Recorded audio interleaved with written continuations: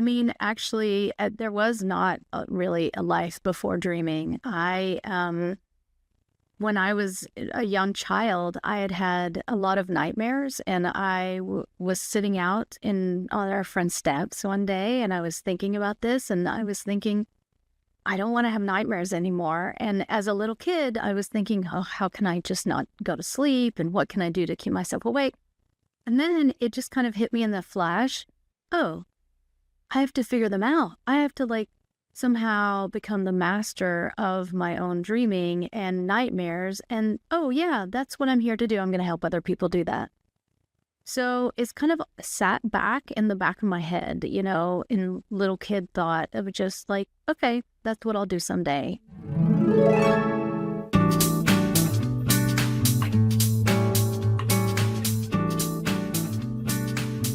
Dr. Bonnie Buckner, welcome to Fear Unzipped. Yay! I'm so happy to have you here because I love this topic we're about to talk about. And again, I've said this so many times. Thank you, Beth Grossman. She introduced us. We all love her. She's like this little earth angel, is what I say. And she's brought me the most gorgeous souls with so much wisdom to share with my viewers and listeners. So I'm grateful for that. I want to give people a little bit of background about you. So that's what we're going to do right now. Okay. And then I'm going to toss it to you. So you are the founder and CEO of the International Institute of Dreaming and Imagery. Yes. How cool is that title, Bonnie? So cool. You're the author of The Secret Mind, which is right here. And I highly recommend that book. And we will go into that in a little bit. And you're the program lead for George Washington University's One Humanity Leadership Coaching Certification Program, where you use dreaming and imagery work to develop coaches. Yeah. I just love that because we all dream. This is a universal thing for us and for animals. I mean, it's remarkable. I want to start with this quote because it really struck me when I read it in the book. We start our self-criticisms before we even get out of bed. Yeah. How true is that? Ugh, I know. So we're going to try to to shift that because that needs to go by the wayside. It does. There was one other quote that fascinated me because it was from a rabbi from the late 3rd and early 4th centuries. Get this, folks. This is incredible. A dream that isn't interpreted is like receiving a letter and not reading it. Yeah. And that is from, so many hundreds of years ago. Okay, Bonnie, welcome. And if you could do us the favor of letting us know what your life was like before you got into dreaming, and that can go back to your early childhood.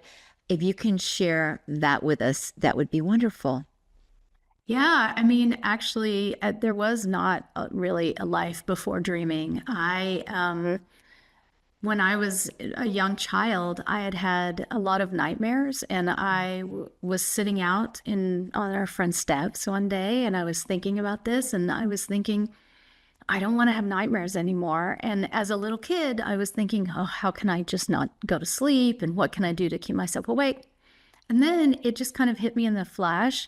Oh, I have to figure them out. I have to somehow become the master of my own dreaming and nightmares. And oh, yeah, that's what I'm here to do. I'm going to help other people do that. So it's kind of sat back in the back of my head, in little kid thought of just okay, that's what I'll do someday. And then I was a kid. But my dad and my grandmother were very big dreamers, and I would talk about it with them, and it was as common as talking about, did you like dinner tonight? What did you dream? Let's talk about it. What is it telling you? This is what they would ask me a lot. What are you learning about yourself? What is it telling you about your inside? So for me, it's always been this sort of message, and I've wanted to open those letters and read them. And then in time, when I became an adult, after years of doing different things, I met my teacher of dreaming, who, Dr. Catherine Shainberg, is part of this is a long tradition of dreaming that goes all the way back to the 13th century. That's just remarkable. And that you had that insight at such an early age. Were your parents into metaphysics at all? Like, No, I grew up in no. Texas. They were salt of the earth people, but I find that salt of the earth people are actually quite connected to their dreaming and their bodies, and how our bodies are always talking to us. That an ache is not necessarily just an ache. Maybe it is trying to tell us something, a heartache. What is the emotional component to that? And my dad was always telling me that I could reconnect with my body in that way to help myself. So he would have me do imagery exercises. When I was sick one time, he took me outside and laid me on the grass in the sun. And he said, just imagine the sun is going in, touching your skin, going all the way into your skin, and it's touching the bad cells and turning them to light. That's amazing, because that is meditation, that is visualization, that is shifting yourself, because the brain doesn't know the difference between reality and fantasy. So the sun is actually doing that to you. That is remarkable. It makes me think of the Farmer's Almanac, how how insightful that is. And it's the same sort of thing. So nightmares, we've all had nightmares. Yeah. Can you give us a little indication of what those are all about? Yeah, nightmares are actually great. So we think that they're not because they scare us, or we wake up and we're like, whoa, I was really mad. That was awful.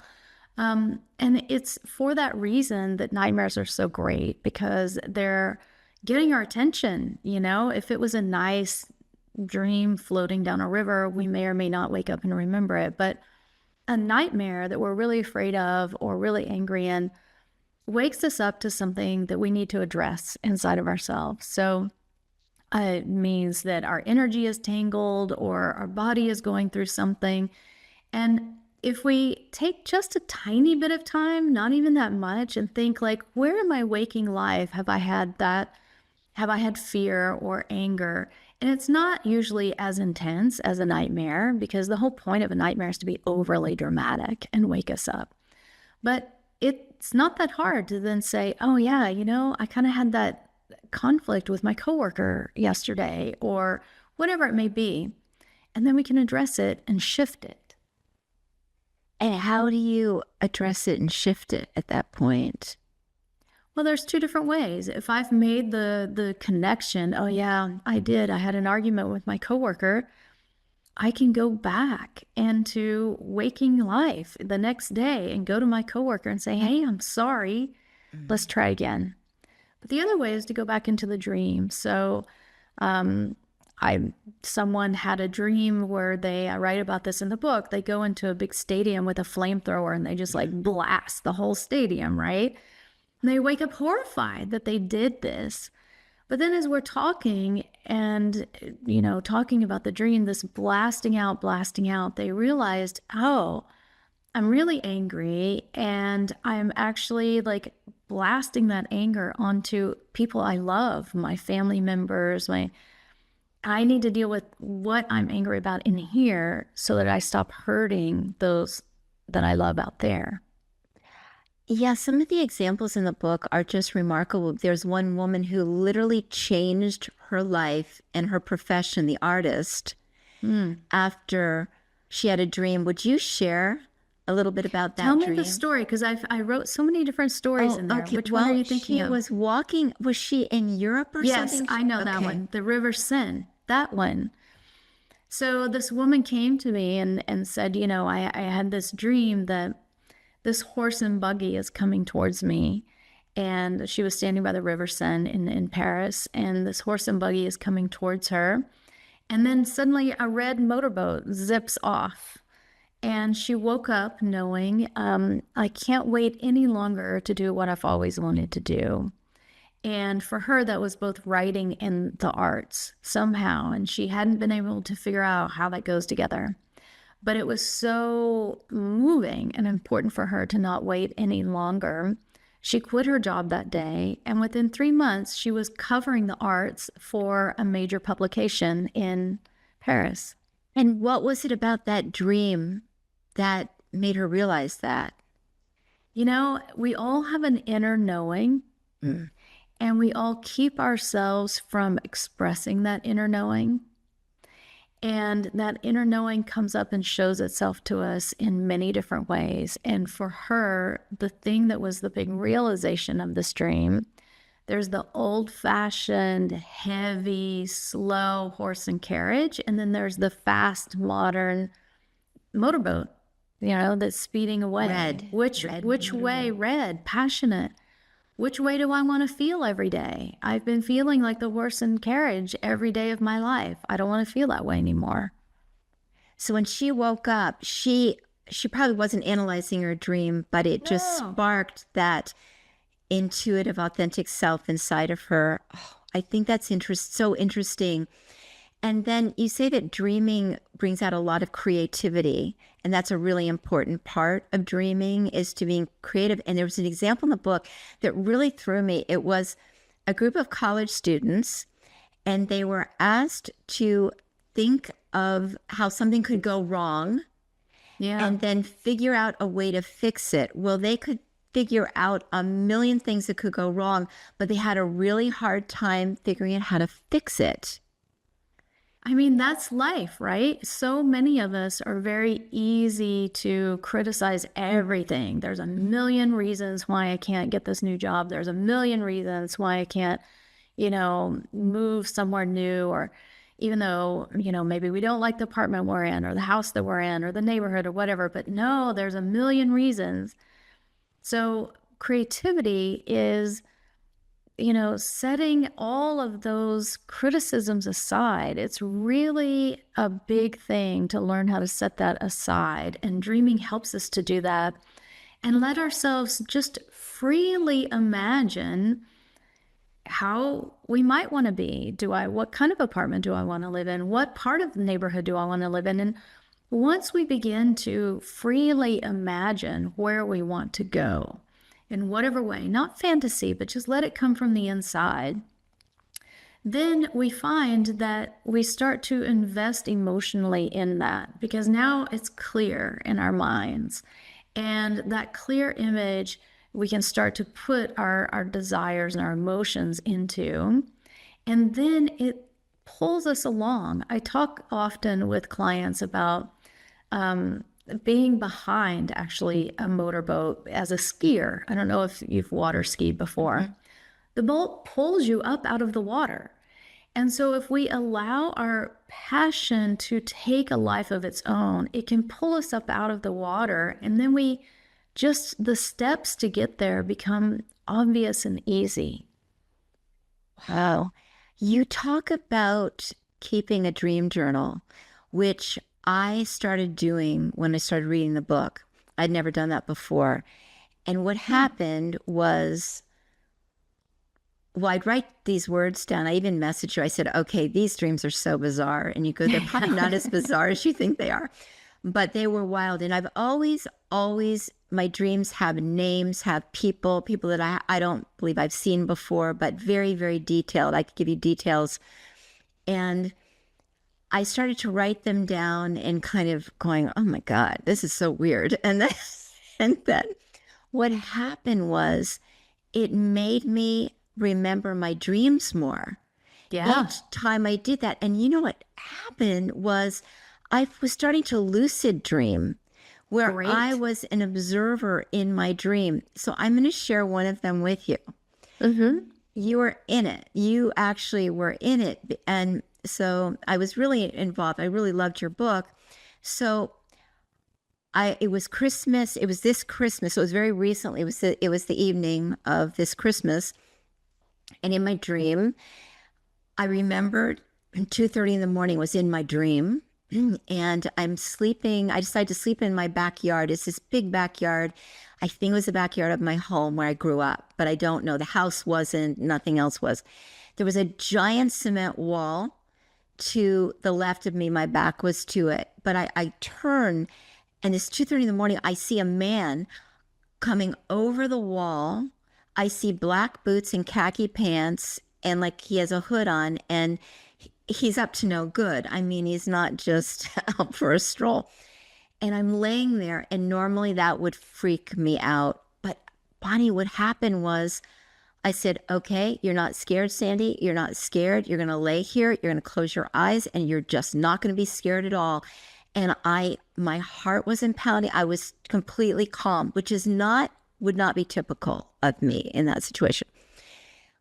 I slept. There was no interaction with this man at 5:30 in the morning. So I remember these times in the dream. It wasn't in the reality. My son comes out and stands over me and says, Mom, are you okay? I said, David, you won't believe what happened last night. And I proceed to tell him, and I feel great. I wasn't scared. Then I proceeded in my dream to tell every single person I knew about the dream. And the other part that was really important in the dream I didn't mention is I said, I need to tell Bonnie Buckner that this is a resolved dream. This was in my dream. Yeah, great. Can you believe that? Yes. I need to tell Bonnie Buckner this is a resolved dream. It's not, I'm not an expert on resolved and unresolved dreams, but it seemed like it was resolved because I wasn't fearful and I was kind of handling it. And then I told everybody, and then I woke up. Can we talk a little bit about what was going on in that dream? With pleasure. I just have one question. Yeah. So the first part of the dream, the guy coming over the cement wall, and then did you wake up in waking time and calm yourself? No. All of that is the dream. All of this is in the dream, and you are in the dream, and I'm saying I need to tell you on the podcast that, so it was lucid and not in whatever. Yeah. Awesome. That's awesome. So, you brought up unresolved and resolved. So for the listeners, let's talk about that for a minute. Unresolved means there's something that needs to be fixed. So if I'm afraid, I need to come back to balance. Sometimes people have unresolved dreams, for example, where they're trying to get a phone call to go through and it can't go through. So we know what unresolved feels like. It's not fixed, it's not finished. Resolved, on the other hand, is calm and, joyful or happy or celebratory, or, I'm telling everybody this is a resolved dream, that experience. How did that feel to you when you were saying that? Yes. So when I woke up in the morning, I felt like I had climbed Mount Everest and I was a superhero. And I was walking around all day going, I feel amazing. And it was from the dream. Yeah, exactly. So you did climb Mount Everest, the Mount Everest of fear. So, dreams help us to overcome our fears. And what you did is you went into that dream with consciousness of, having read the book and knowing, wait a minute, instead of reacting to fear, I'm going to calm myself. Now, here's an interesting thing. Tell me the two different times. The time when it was scary was what time? 2:30. 2:30 in the morning. So, and if we add that up, that's a 5. Okay. 2 plus 3. All right. We're going to come back to that. And the second time, say it again for everybody. 5:30. 5:30. And so that adds up to 8, right? Mm-hmm. So a 5 and an 8. So we understand numbers in a very embodied way. And 5 is a number of our body. So if you think about it, we have 5, senses. We have, if we spread our arms and legs out, we look like a starfish, kind of with 5 points. So, and the dynamism of hands, 5, fingers. And so the first part of the dream, if I'm dreaming this dream, I'll take it on as a secondary dreamer. In my body, I have this fear. Okay. But then there's this moment of calming the self and remembering I've been learning how to do this through my dreaming. And then when everything is calm and it's like, wow, I have to tell everybody, you're not going to believe it, I'm calm, the number 8. So 8 is a number of new beginnings. Like 7 days the earth was created. So what's day 8? Something new. We have 7 days in a week and then something new. So from the previous fear reaction in the body, I overcome that and something new happens. I learn a different way of being. Well, that's fascinating. Oh my.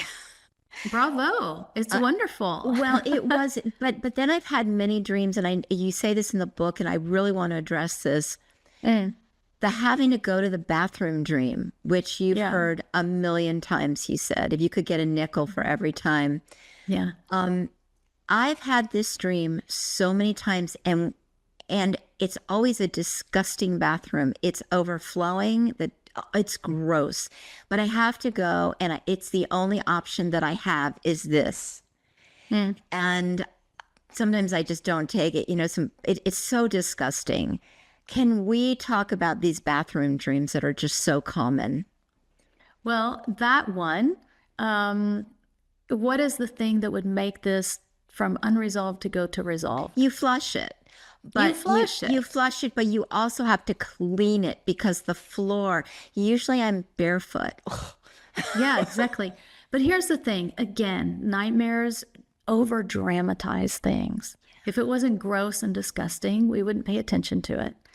So if you actually did that waking dream and flushed it, all of the images are going to change. There's nothing left to clean. Everything's going to change because you've taken the physical action through the imagery, the action that is needed. Our dreams work on an action basis. They're not thinking about and ruminating and processing. They're like, here's the situation, toilet's gross, flush it, please. They're very simple, but it changes everything in our bodies. Just like you said with your dream, it's quite simple, but overcoming that fear changed your entire day. It really did. So what is this? Because so many people have this bathroom dream. Is it that they're in situations that they have no control over, or they have to make a big decision? Okay. Let's go back to flush it. So what is one thing we know about modern life? How big is your to-do list? I don't keep a to-do list because I don't want to look at it. Exactly. Nobody wants to look at that toilet that's so full either. We have too many things. We have too many things in this life. Sometimes we don't have too many things, but we have too many emotions. Or sometimes we have too many things that we're holding on to and we need to let go of. It's always specific to the dreamer in the moment of time that they're dreaming it. There's no one size fits all. Mm-hmm. But we do know what it means to flush something down the toilet.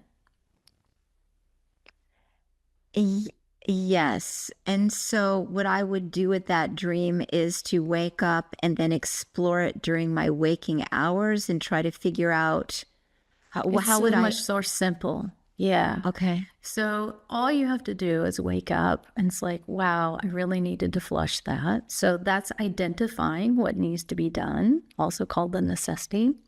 And just close your eyes and breathe out 3 times and then go in and flush it and stay very, very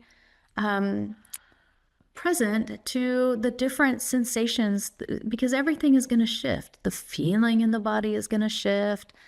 The images are going to shift, and just be present to that shift. Bonnie, can I tell you that with all the times I've had that dream, I never once thought of flushing it?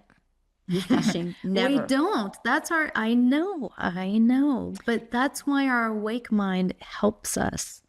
So what it makes me think of also is how complicated we make our lives. Yeah. And that there are some simple solutions like flushing the toilet, but never once in my dream or even after my dream, because I'd wake up yucky. It was just did not feel good. I felt dirty. Mm-hmm. And, I would need to take a shower. I never thought, oh, Sandi, have you just flushed it? Which is so obvious, right? Yeah, but we do this all the time, I have so many clients who say to me, we unpack something, they get something, and they're like, I actually knew that before this whole thing even started. Like they knew I shouldn't get into that conversation with that person. I shouldn't do this, but we just keep going.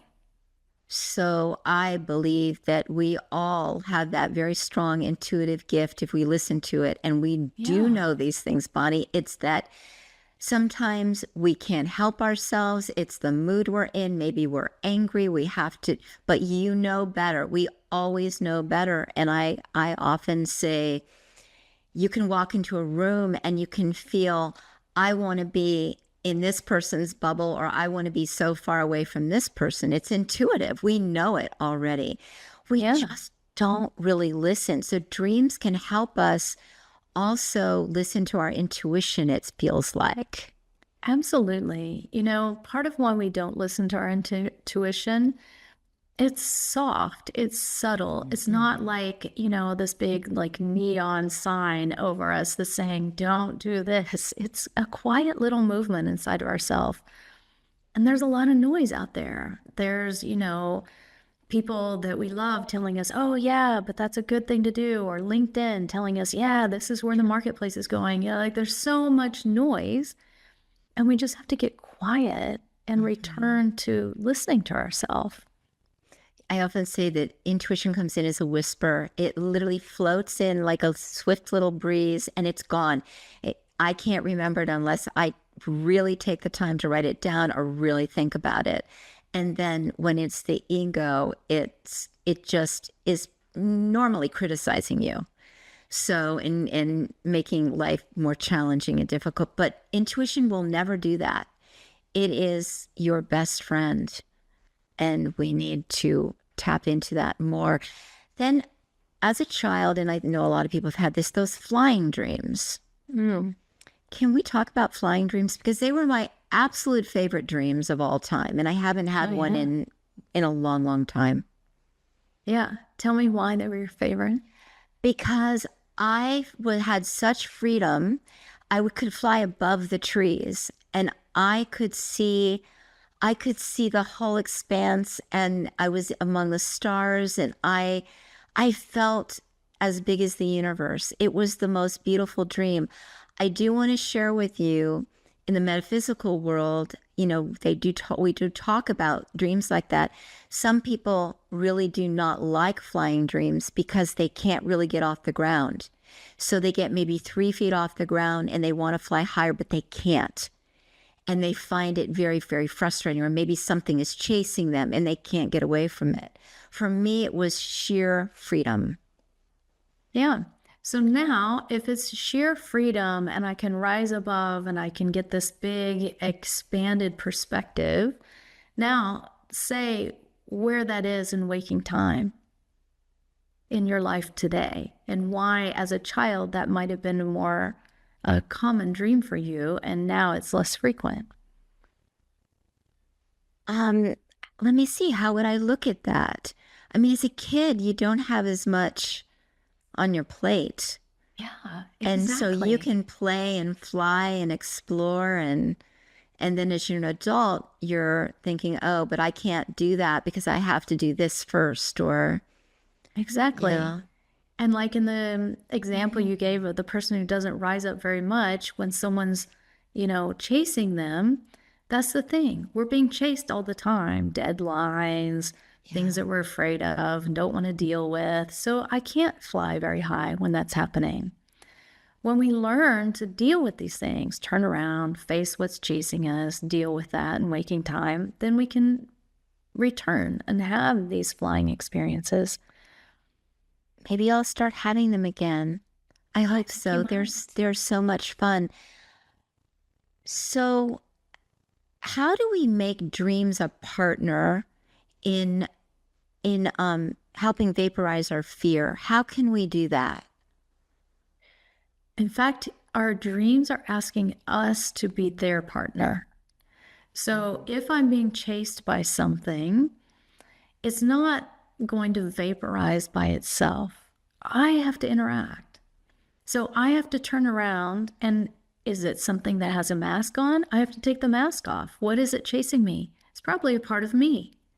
Or it's something that I don't, you know, I'm a conflict I haven't wanted to look at or something.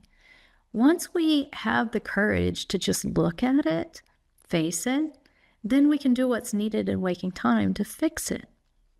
That's the thing we forget because things pile up as adults, but everything can be fixed. And so as soon as, and this is where dreaming is just, there's a million benefits to dreaming. And one of them is life is not as hard as we make it. Adults are so great at making things supremely complicated. And so, for For example, maybe we have a little bit of a misunderstanding with someone, but then we go through all these mental gymnastics about all the reasons why we can't just pick up the phone and say, hey, can we make things better between us? It's so simple. And the thing about dreams is they are simple and playful. Rather than going into this processing, ruminating, you've got so much going on, they just show us a toilet that's overflowing and we just have to flush it. Do you think in dreams, because dreams are not with ego, and during our waking moments, we are in ego as humans, do you think that has something to do with it? Well, I think of ego as identity. We wake up and we have a personage, let's say. I am Bonnie who teaches classes, and that's how I think of as the ego, not in terms of a ego like in an arrogant kind of way or something like that. It's just who I am putting out there in my waking time. But we bring that who I'm putting out there into our dreaming time, and we bring it in, and that's the part of ourself that's the I. And then the rest of the dream are different perspectives also of us, but not the identification I. So they help us to stretch that I. I'm not just a teacher. I'm not just a friend. I have a lot of other things that I might discover in myself that dreaming helps me to discover. So, I just love it. What are ways that you said there are millions of ways that dreams can help fix situations? Can you give some examples? Well, one great example you gave us. If I learn how to resolve something in my dreams, I feel better. You said the whole day you felt better. So there's a whole body of research of things like awe and wonder and wow, did that really happen? And how that helps even our physical health, and it helps our mental health and emotional health. So when we start to energetically, it's an expanded state. And so when we start to expand ourselves, we are all communicating with others all around us. So now we're going to have a different interaction with our children, our partners, our coworkers, other people, and it ripples out. I have to say that day, when I was hiking after, and I'm thinking, I feel so good. Yeah. Because it should have been a very fearful situation for me. And then I chose to sleep outside. The whole thing was really fascinating. Then you were in it on top of it all. But the thing is, when there's someone in our dreams that we know, it's an aspect of us. And so we can find out what that is by just asking the question, so-and-so is the kind of person who. And so Bonnie Buckner in that dream, excuse me, is the aspect of you that is dreaming and knowing how to resolve a situation. So I'm basically my own dream therapist in that. Correct. And I think that's what happens once you start doing this dream journaling and you start learning the process. And it's fun. It's absolutely fun that you literally become your own therapist in many ways. Your own healer. Your own healer. We do have the means to make our lives better. And dreaming is just a way to put us in touch with that. So another dream that's very common that I've had many times is I am scared and I want to scream. I cannot get words out. It's like and I can't, and until I wake up. I mean, it's really kind of a terrifying dream. I mean, if I were to analyze it myself, it would like speak your truth, and you're too afraid to speak your truth. Seems logical. And I have had that many times. And so I am an intuitive and I have mediumship abilities, psychic abilities, which I would not share because I was afraid of the response from people. And I always say that 10 years ago, I would never have done this podcast. It's putting myself out there way too authentically. which I think is interesting, right? And so I had that dream a lot where I just was trying to scream and I couldn't. I'm analyzing this myself right now, and you're sitting there listening. You're doing great. And I'm nodding my head and I'm saying, yes, yes, yes. Well, I do appreciate that, but I learned all this from this book. I feel like it's a very important book because we all dream. So why not take advantage of understanding what that's all about? And there's a naked dream. That's a very common dream. You're outside and you're naked. Again, maybe afraid to be seen. Well, look, I'm analyzing. I want you to do it. You're the expert. But no, you're the one who's had the dream. You are the expert. And that's really, really, really important. And that's one of the big things I wanted to have happen with this book is to put that expertness back into people's hands.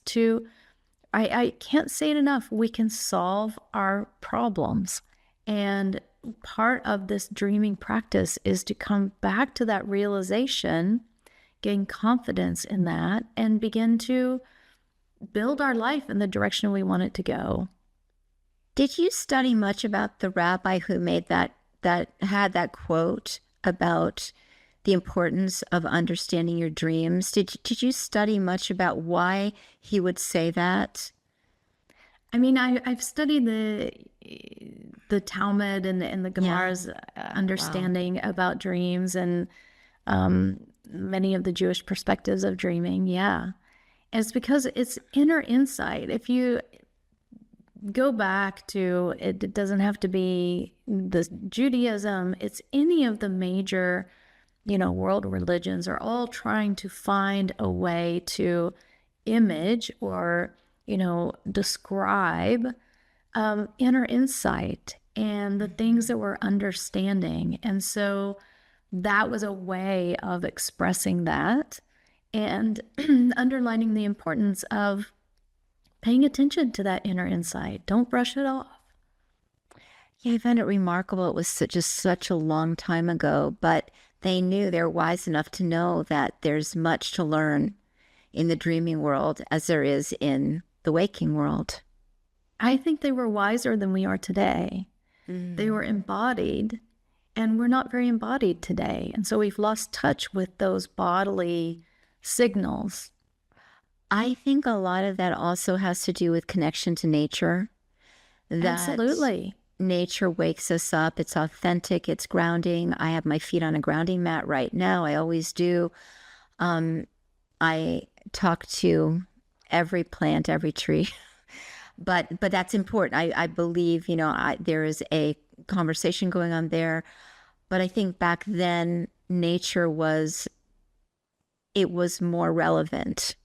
It was part of their everyday life, and it would make or break them. Now we are, constantly on our technology, constantly working, got to do, got to be better, got to have more numbers, and social media. It's so important. And we step away from what I believe is the most nurturing space to be, is in nature. And I found it interesting. My dream, I was laying outside on the ground, which is very grounding. I just thought of that, which also was able to protect me from the fear. Yeah, absolutely. I kind of love nature that. Nature is our first teacher, really. We're being held and we look at mom and we look at dad, but we also look at this plant, look at this blue sky, look at this, touch this. We begin to get so much information from nature, and we learn so many truths from that. We learn what it means to be grounded, what it means to be mobile, what it means to rise up, what it means to root down. Like all of these we use in common everyday expressions. If we're in an office, we say things like, I'm trying to, rise up to the challenge. We get that from nature. Absolutely. Can you share with the audience how a dream journal, how to go about doing a dream journal and expand on that? Yeah. So the first thing to say is to really debunk the myth that people tell me all the time, I don't dream. That's not true. Everybody dreams every night. And it's just a little bit of intention. Even just listening to this podcast will probably jolt people into remembering their dreams. So, the thing that we can do to help that is to set an intention and to maybe go out and get a journal that we really, really love and are excited about. Journals offer lots of adventure. We can start to fill it up. And then write on the first blank page, tonight I will have a clear dream and remember, and put the date. Because after you fill up the journal, it's kind of nice to flip back through and see, like, oh, in September I was feeling this way, but now in January I'm feeling this way. Wow, I grew. Who knew? Because we're not aware of our own growth because it's just little by little every day. But when we look back, we see it. So just a little bit of intention, and then learn to write everything when you wake up. And I know that sounds really simple, but so many people edit, judge, criticize, hold back, and not everything gets on the paper. So it's already telling us, oh, I have a tendency to edit or critique or hold back. And so it's already a healing journey right there. This is interesting because I would wake up at 5:30 in the morning and have this massive, huge dream. And I'd say, okay, Sandi, and I have just a notebook. Today I decided I was going to buy a real dream journal because I want to love it when I pick it up. Yeah. And I thought it might inspire me to really keep going at it. But it was 5:30. I was tired. I had to turn the light on. I had to, try to see. And then sometimes I would say, oh, I'll remember it. And I would say it over and over and over and over and over in my mind. I'll remember it. Well, you know what happened, Bonnie. You don't remember it. You don't remember it unless you write it down. And I was so sure one time, it's a very big dream. Oh, I'll remember. I'm going, oh my God. And it's like you get amnesia. Yeah. It's fascinating how that works. Yeah, you got to write it down, and write it down. Don't speak it into your phone. So that normally I would type it on a computer. It's so much easier for me, but I wrote it down because you specify that, because even if you have typos and things, it could indicate something else to look into. Absolutely. You can see I really did read this book. You did. I love it. Thank you. I try to do that for all my guests. Yes, with this, I was just so enthralled by it. Can you share a couple stories about your clients that where their dreams just really transformed them? Yeah, I'll share one that's in the book because it's simple, and yet it was deeply transformative, and it speaks to our modern world where really we just don't stop. It was a dream this person had of being in a car driving in the dark, and the music was turned up way too loud, and there were too many people rammed in there, and it was going way too fast, and suddenly there was this gaping hole in the road, and they knew they were going to fall in, and they wake up. So it's a nightmare. So just even, too much of everything is pretty obvious in that dream. And as we're talking about it, this too, loud and too dark and too many people, too fast, everything. This person made the connection. They were on this very long business trip, and they were doing too much, getting too little sleep, eating too much gross food on the road, and they were about to have a breakdown. Literally, their health, their body was showing them, you're going to fall in a hole. Like, this is too much. Whether that's catching a cold or whatever it would be, it was too much.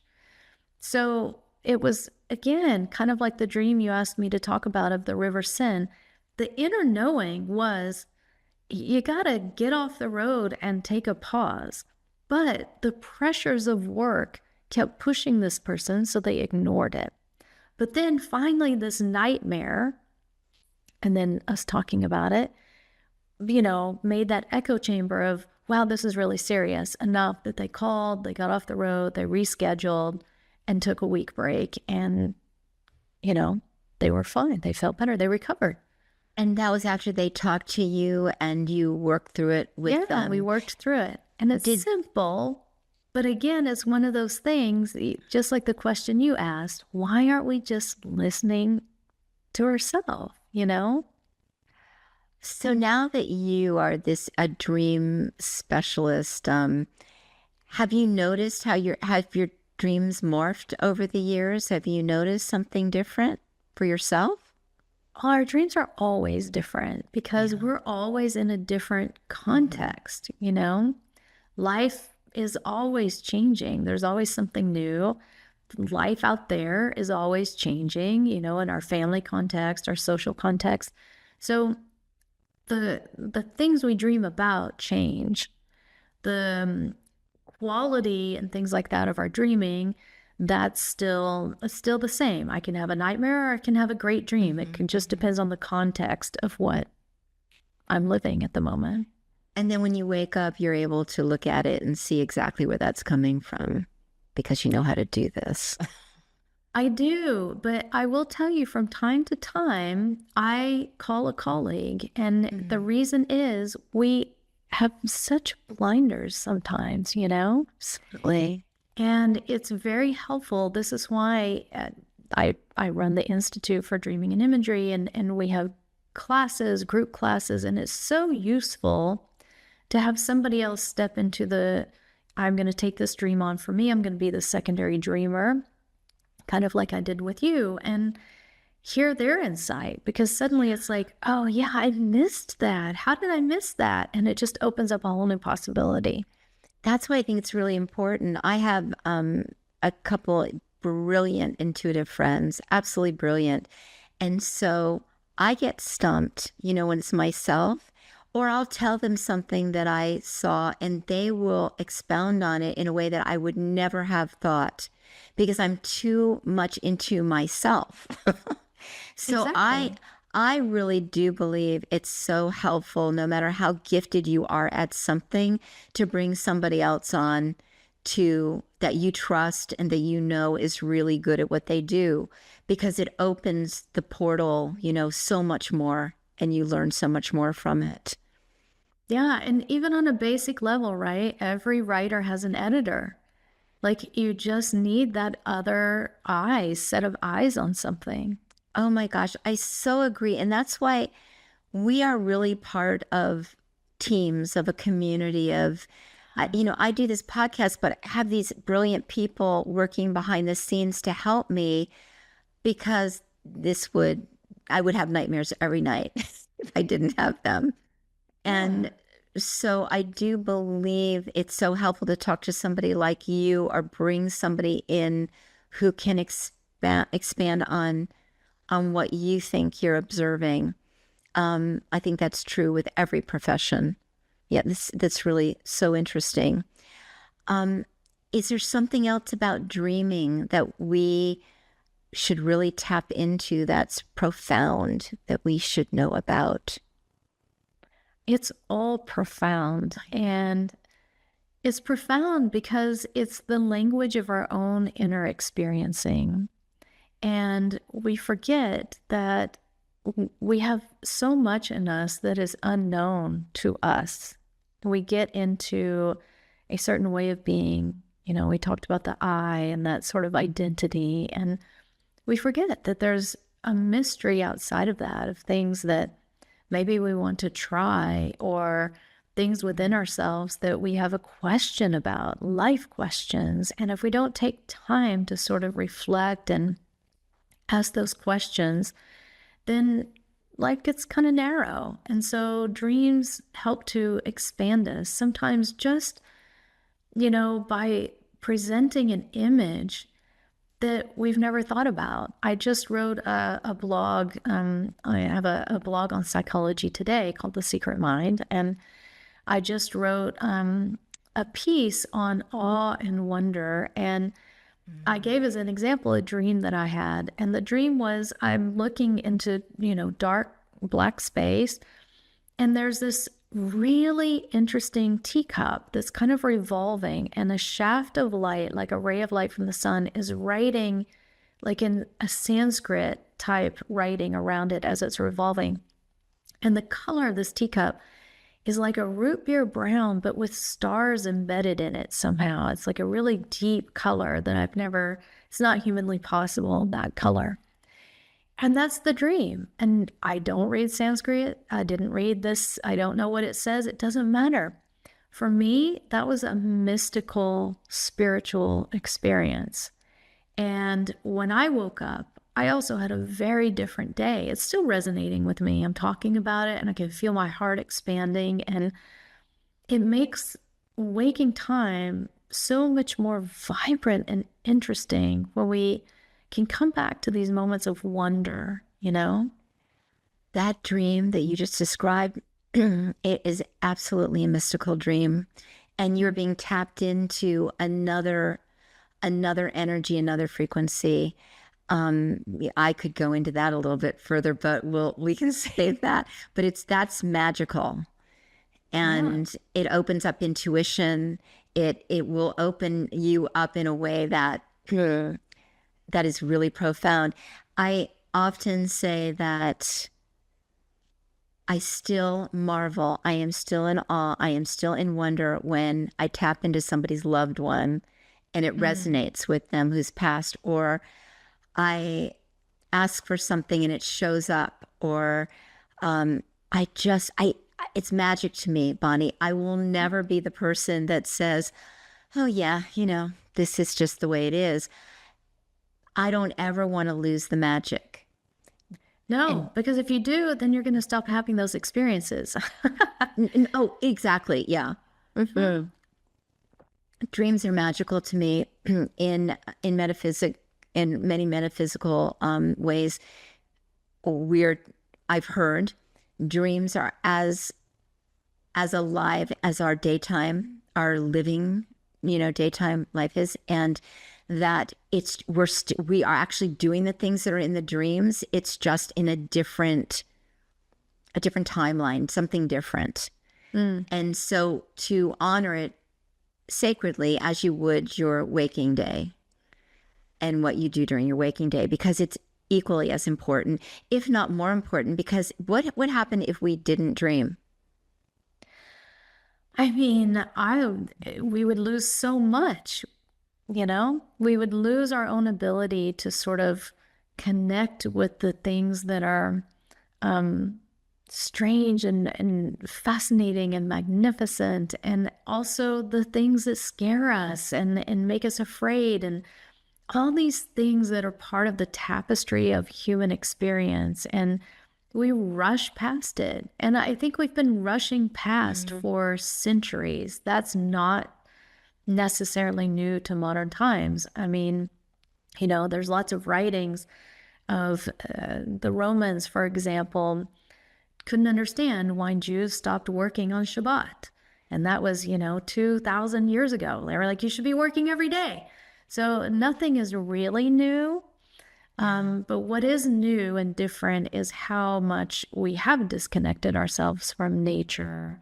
Back in those Roman times, you kind of couldn't. You had to be in the fields and you had to be doing stuff, And the more that technology was advanced, I mean, even from the wheel, creating the wheel, to now it's AI, it's almost impossible to avoid it because it's everywhere you go. Plus, you're being inundated with fear everywhere, from the news to whatever is going on. And more than ever, I believe that it's important that we take a break and we get outside, that we find whatever the form of meditation is for us. And that could be sewing, that could be cooking. It doesn't matter. And I do think we add dreams to that we really start exploring them and getting to know them and participate in them, because that's what's happened to me. And I have to tell you, it's been a magical ride since reading. The secret mind, which I happen to have here. This is like a promo for your book. But it's really shifted me dramatically. And my son has studied lucid dreaming. And I told him, I said, David, I'm doing it now, but I didn't study it anyway. I'm just keeping a dream journal. Yeah. I also had in one of my dreams, a person's name came through. I can't remember. It was Donald Murray. I can't remember the last name. I wrote it down because I would never remembered it, but it was a very distinct name. Never heard of this person. So I went to Google it to see if this person existed. He did exist. And he was a pilot in the UK in like 1920s or something like, I can't remember. And I thought, okay, for me, because I am, I'm very interested in mediumship and things like that, I feel like he was absolutely coming into me and leaving me a message. I don't know what it is, but I think I'm going to find out. Yeah. And it could be somebody who's listening to the podcast, because I mentioned it once before, that says, oh my God, that was my great grandfather. Well, that's so interesting. Yeah. So that happens too, that you get names and you future vision. Lots of times people get future vision in dreams, but well, Bonnie, absolutely. This has flown by. I want to see if there's something. I wrote down here repeated dreams that we have over and over and over again. Is that just something unresolved that we just need to really dive into? Well, a recurrent nightmare, a repetitive nightmare, is the exact same scenario over and over, not a repetition of theme or something like that. But it does mean that we haven't addressed the issue yet. And the same with any repetition or repeated theme or something like that. But a recurrent nightmare, for example, walking up to a dark house and then waking oneself up before, entering. Again, we move that. It's like the needle stuck on the record, and we move that needle by closing our eyes, returning into the dream, and this time do it maybe with a flashlight in your pocket, and then open the door and put the light on in the house. Changes everything. Then we start to, on a neurological and biological level, we reconfigure around this new organization of having light and being able to move forward and not being stuck anymore. I think many of us are fearful of something, so we stop. It's best to stop, do something else, maybe get involved with something else, and not face it. I was the queen of that until that shifted dramatically when I got into neuroscience, just as an armchair person. And the dream you had. And the dream was also, that was magical. But I do think that, like Pema Chodron says, you face the tiger that's chasing you. You face it in the eyes. And when you face it in the eyes, it's not at all as scary as you think it is. One of my guests, Suzanne Giesman, was on, and she channels a group called Sanaya. And she came from a very, do you know her? She came from a very left brain military environment, and now is a top medium in the world, or a top spiritual person in the world. And the day that she was coming on to talk to me on Fear Unzipped, her Sanaya came to her and showed her. They said, we're going to do something different than we normally do. So anyway, so she's walking, she sees the devil, like something like the devil. She doesn't believe in the devil, and there's the devil. And she goes, that's interesting, because I always have these beautiful, shiny beings that come in. And then she looks at this devil and she's not scared. And the devil goes, why aren't you scared? And she goes, you're just wearing a costume. And there was a zipper. It unzipped. And it's like nothing. It's like the Wizard of Oz, behind the curtain. Yeah. And as I'm talking to her on the podcast, she goes, Sandi, that's what that dream was about. That fear, it's not about, we put this mask over fear to make it so scary, and put whatever mask that scares the hell out of you on. We just unzip it, And then we see that's pretty benign.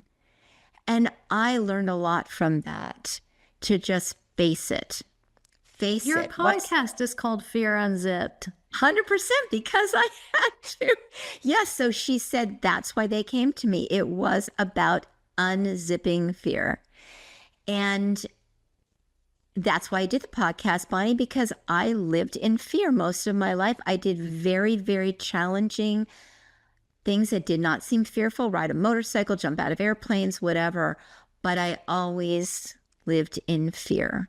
A lot of that had to do with my intuitive abilities and not knowing where they were coming from. So we are unzipping it here.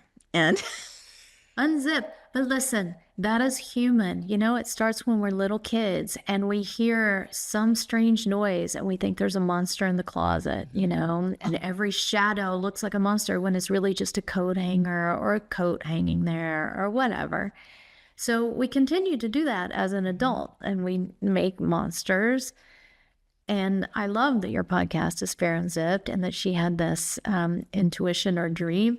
Just unzip it and see what's really in there and then address it, you know, like our parent would come in and turn on the light and we'd see in the closet, oh, it's just my pants. I don't need to be so afraid. every night before I went to bed as a child, I looked under my bed.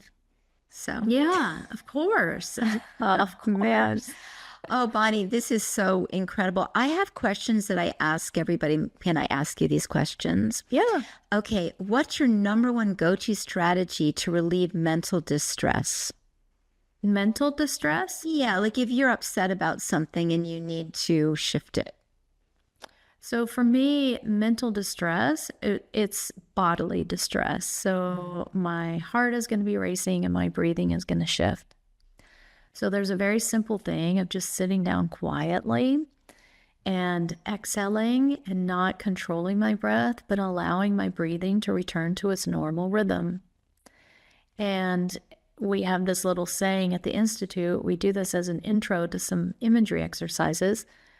As you let your breathing return to its normal rhythm, know that when we breathe at our normal rhythm, things that have fallen out of place tend to fall back into place. It's a very short and it shifts everything.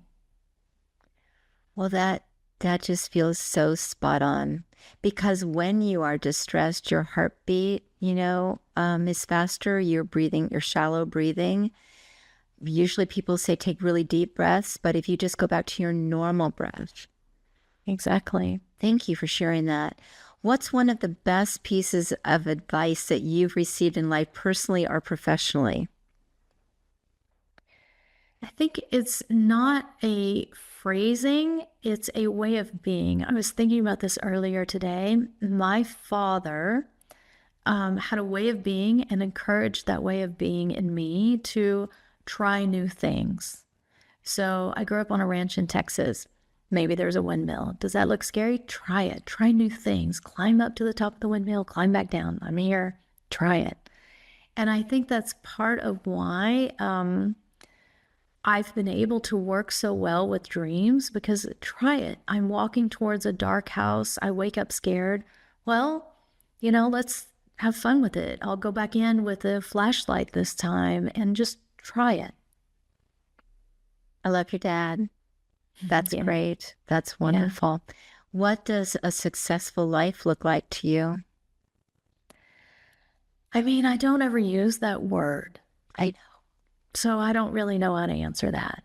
I just try and live right now and do the best I can right now and enjoy life now. Understood. Because success, I mean, you never hear money when it comes to success, on this podcast ever. It's peace, it's groundedness, it's loved ones, it's community. It's beautiful. It's beautiful because I'd love to transmute that word success, because it's a strange word to me. Well, both success and fail are strange words to me. So I just look at experience, I was going to say that to you. So failure, I don't believe in failure. And my parents gave me this beautiful, it was this written thing about why failure doesn't exist. And I gave it to my children as well, because It's just you try something new, right? Yeah. And if you fail, then you give up. And that's, that's not the way to go.